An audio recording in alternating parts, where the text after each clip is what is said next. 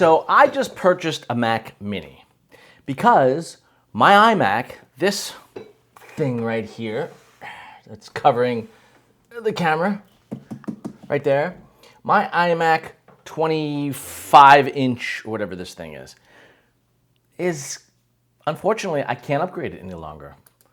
It's a late 2015 5K Retina display. I've used it for everything, for editing videos a long time ago, editing photos for photography, and so much more. Obviously, everyday use, and I love it. It's a great system.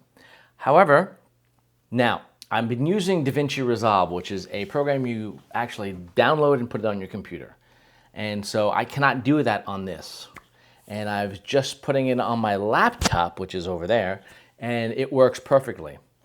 But the laptop, even then, it's stuff, the fan's going on, it gets a little hot. So, and editing on a small screen is a bit cumbersome and not always the easiest to do. Kind of like you want a nice big screen to see everything, especially when you start losing your eyesight like me. So, I'm not losing my eyesight, just diminished ability.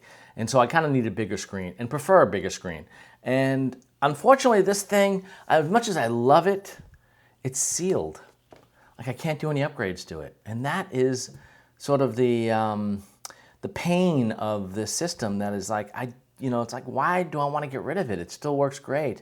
I just wish I could, upgrade some of the components and keep it going. Now, I've gotten 11 years out of this thing, and so that's great for a computer. It pains me to want to get rid of it, and I really wanted to maybe just use the monitor, because it's a great monitor, but you can't. So, I decided to purchase a Mac Mini. Mac Mini. Now, I'm excited about this because it's pretty powerful for this unit, and obviously can do way more than what this thing does, but it doesn't come with a monitor, nor a keyboard or a mouse. But fortunately, my iMac did, and they're both wireless, and so that can transfer over to this. When it comes to a monitor, well, I came up with a good idea. Since I'm using this Canon EOS 5D Mark III as my main camera right now, great camera, workhorse, the lenses are fantastic, which is why I love this look. So it's a high def, it's not 4K, and you know what? I don't really need 4K, not yet. Maybe it'll hurt me, maybe it won't. I'm not seeing that with YouTube videos because 4K video, first of all, the files become very large.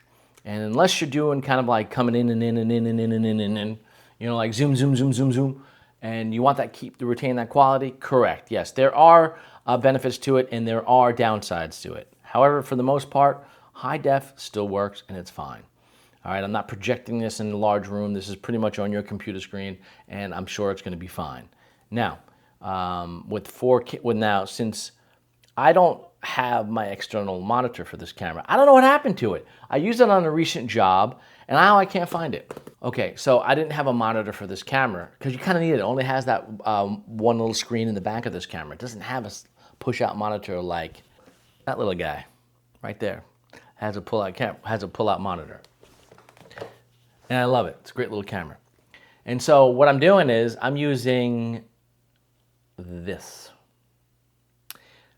TV as my monitor. And I love it. I'm looking at this thing going, wait a second, I spent a decent amount of money on this high-def television set, and it just has HDMI inputs, and why am I not using it for my monitor, for my camera? I'm gonna hook this up into this thing and see how this works. Okay. Yeah, so this thing is pretty cool, and and it was way less expensive than that was at the time, and what the new ones are, and this is extremely fast and robust for the applications I'm using.